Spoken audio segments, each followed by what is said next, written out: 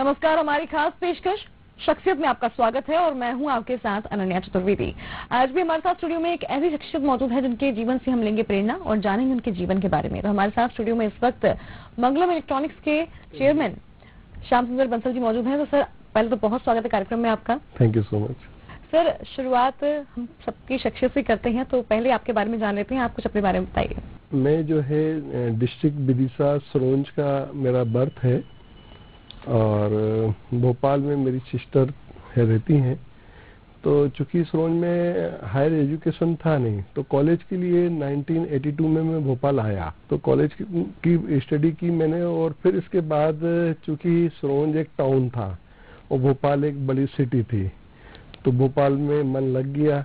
तो भोपाल में पढ़ाई कॉलेज किया मैंने कंप्लीट।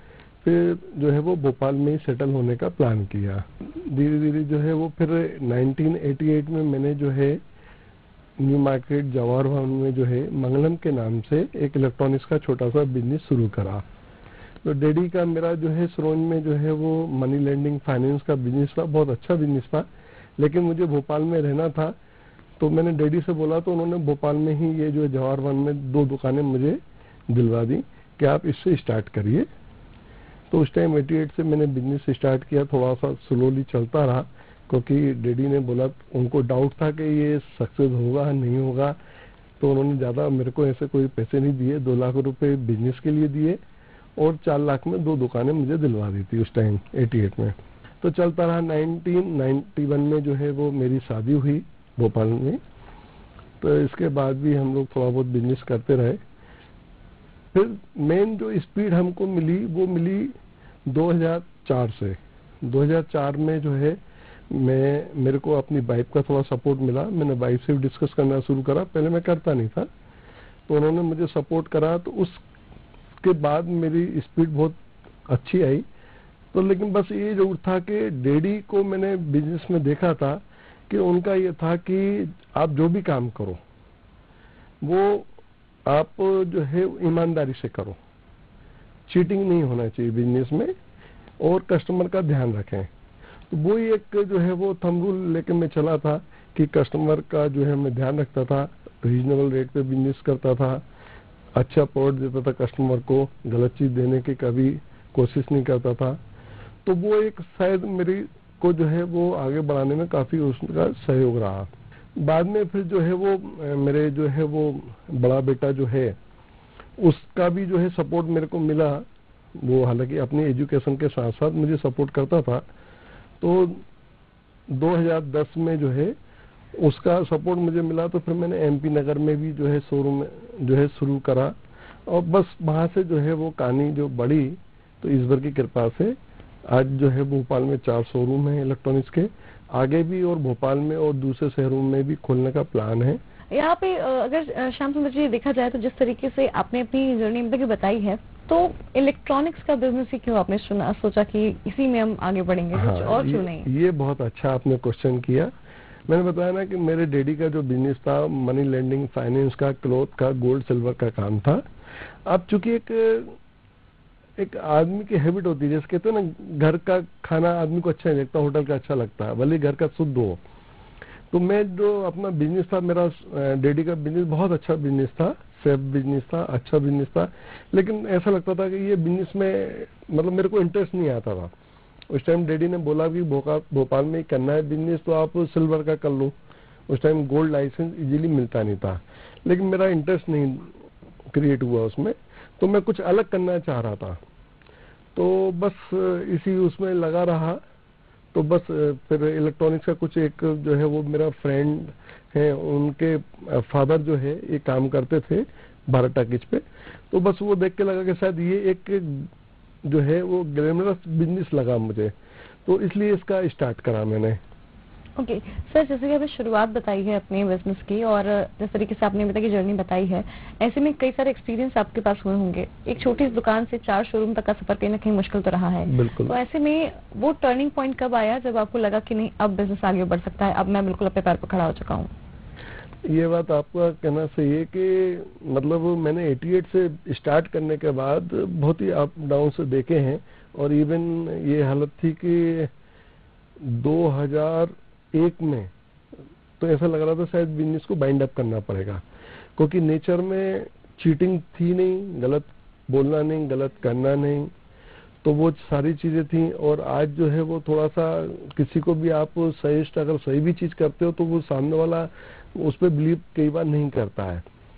लेकिन बस ये था कि चूंकि हमको था कि ठीक है, वाइफ हमारी मेरे को वो जो है बोलती थी कि नहीं आप करो, अच्छा होगा, तो बस उसी उसमें करता रहा। फिर 2004 में ही जो है फिर वो जो है वो मैंने थोड़ा वाइफ से डिस्कस करना शुरू करा, उन्होंने फिर मेरे को जो है सपोर्ट काफी करा, तो उस हिसाब से फिर मेरा बिजनेस में अच्छा ग्रोथ शुरू हुआ।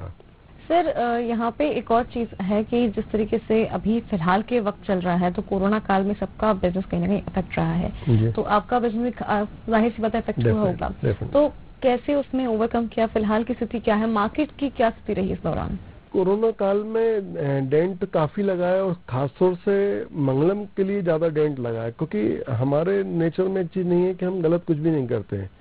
कोरोना काल में लास्ट ईयर 2020 में भी और 21 में भी लोगों ने घरों से माल बेचा, चोरी छिपे माल बेचा, लेकिन हमने 2020 में भी और 21 में भी सिंगल पीस नहीं बेचा।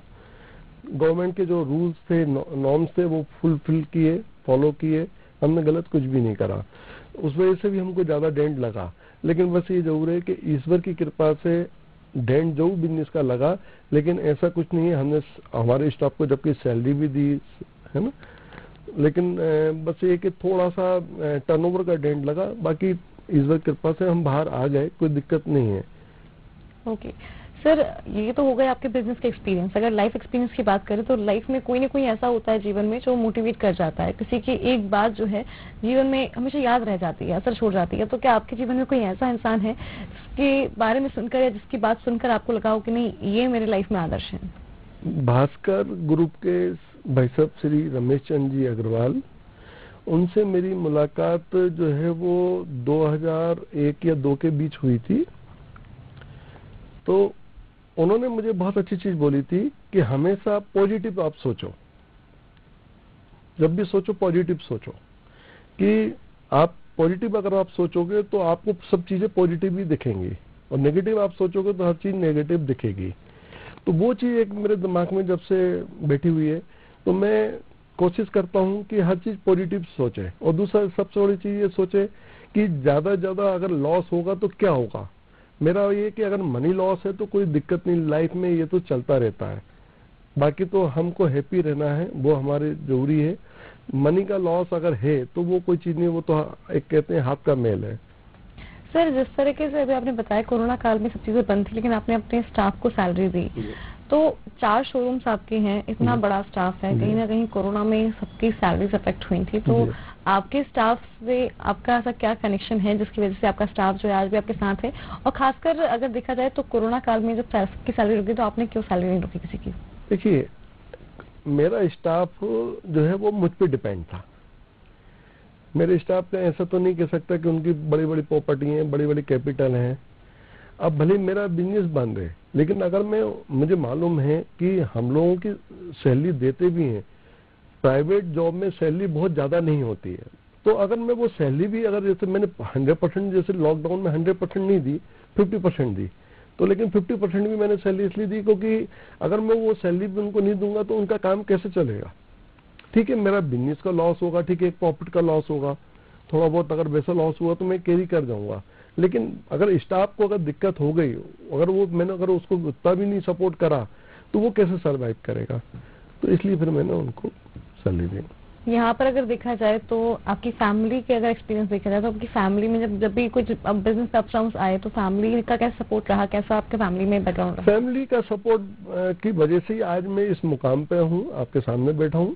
फैमिली का सपोर्ट हमेशा बहुत ही पॉजिटिव रहा, और वो उनका भी जो मेरा थिंकिंग है वही थिंकिंग मेरी फैमिली की रही है, मेरी वाइफ की, मेरे दोनों बच्चों की, कि वो जो है वो जो भी हो, हमको गलत डायरेक्शन में नहीं जाना, भले हमें कम बिजनेस करना है, लेकिन हमको जो है वो पीसफुल बिजनेस करना है, हमको गलत डायरेक्शन में नहीं जाना, और ज्यादा मतलब हाई तोबा करना नहीं है, क्योंकि आज की डेट में आप कितना ही कुछ कर लीजिए, अगर आप जो है मुकेश अंबानी भी बन जाएंगे तब भी वही आपको 2 टाइम की सिंपल रोटी खाना है। सर, एक और चीज है कि भोपाल जैसी सिटी है और कंपटीशन काफी ज्यादा रहता है, तो ऐसे में वाई मंगलम, लोग मंगलम ही क्यों आए? आपका कहना बिल्कुल सही है। ये तो एक टॉप कंपटीशन हमको रहता है, लेकिन जो है ईश्वर की कृपा से मैंने आपको पहले ही बताया कि हमारा डे फर्स्ट से हमारा ये था कि हम कोई गलत प्रोडक्ट नहीं बेचेंगे, गलत कमिट नहीं करेंगे और गलत सर्विस हमारी नहीं होगी। भले ही बिजनेस कम हो चलेगा। तो वो एक चीज है कि हमारे पास आज भी बहुत खुशी होती है कि कई बार यंग जनरेशन हमारे पास आती है, वो बोलती है कि मेरे पापा आपकी न्यू मार्केट दुकान से 25 साल पहले प्रोडक्ट ले गए थे और उन्होंने बोला था कि बेटा वो जाओ तो मंगलम पे जाना। तो वो एक अटैचमेंट है, कस्टमर का साथ है, वो चीज है। सर जैसा कि आपने बताया, आपके कस्टमर जो है आपसे अटैच रह जाते हैं, आपके कस्टमर जो है कनेक्टेड रहते हैं आपसे काफी सालों बाद भी। और साफ बात है कि कोई अगर इलेक्ट्रॉनिक का सामान हम खरीदते हैं तो जाहिर सी बात है कि अगर वो हमने सामान खरीदा तो फिर कस्टमर आपके पास शायद 2 साल 3 साल बाद आएगा या फिर 25 साल बाद भी, जैसे आपने बता रहे हैं, आएगा, क्योंकि इलेक्ट्रॉनिक सामान चल जाते हैं अच्छे खासे। फ्रीजर हो या फिर रेफ्रिजरेटर हो या फिर वॉशिंग मशीन हो, चाहे टीवी हो, सभी चीजें जो है काफी लंबे समय तक चलती हैं। ऐसे में कस्टमर को बांध के रखना एक बार में बहुत एक टफी टास्क होता है, कह सकते हैं। तो उसको कैसे आप हैंडल करते हैं, कस्टमर को कैसे डील करते हैं, किस तरीके से उनसे व्यवहार होना चाहिए एक बिजनेसमैन का? मेरा अपने स्टाफ को और बच्चों को भी यही रहता है कि कस्टमर को एज ए अपना फैमिली मेंबर की तरह ट्रीट करो। उसको उसकी रिक्वायरमेंट के हिसाब से, उसकी बजट के हिसाब से जो अच्छा प्रोडक्ट दे सकते हो वो दो, जिससे कि उसको बाइंग करने के बाद भी जो है उसको ऐसा ना लगे कि मेरे को कोई दिक्कत है। कि जैसे उसने अगर सपोज फ्रिज लिया तो हमारा ये रहता है कि उसके घर के हिसाब से, उसके बजट के हिसाब से हम फ्रिज दें। वो एलईडी ले रहा है तो हमारा ये कहना रहता है स्टाफ का कि उसके रूम के साइज के हिसाब से हम एलईडी दें। अगर उसका रूम छोटा है और एलईडी बड़ा ले गया तो भी वो अनकंफर्टेबल फील करेगा, और रूम बड़ा है और छोटा एलईडी ले लिया तो भी वो अनकंफर्टेबल फील करेगा। तो वो भले ही बाद में दिक्कत होती है, कस्टमर को होती है, लेकिन हमको लगता है कि ऐसा क्यों हो। कस्टमर को जैसे एसी भी है तो एसी उसके रूम के साइज के हिसाब से उसको रिकमेंड करें, वो हम ध्यान रखते हैं। ओके, मतलब सबकी रिक्वायरमेंट का आप ध्यान रखते हैं कि जो चाहिए उसे वही मिले, वो मिले। ओके सर, यहाँ पे अब देखा जाए तो अभी फिलहाल में कोई भी इलेक्ट्रॉनिक की दुकान अगर हम जाते हैं तो सबसे पहले हम सोचते हैं कि प्रोडक्ट कौन सा लें, क्या लें। तो अलग अलग कंपनीज होती हैं, बजट अलग अलग होते हैं। सर्विसेज, खासकर जो कस्टमर होता है सर्विस देखता है कि सर्विस कितनी दे रहा है। तो सर्विस का क्या सीन है हमारे इस मंगलम में फिलहाल में? एक तो हम जो है प्रोडक्ट अपने शोरूम पे वो ही रखते हैं जिसकी सर्विस अभी भी मिले और फ्यूचर में भी मिलती रहे और क्वालिटी अच्छी हो। कि कस्टमर पैसे खर्च कर रहा है तो उसको क्वालिटी अच्छी मिलना चाहिए, कोई यूज एंड थ्रो ना हो। क्योंकि इतने पैसे कस्टमर खर्च करता है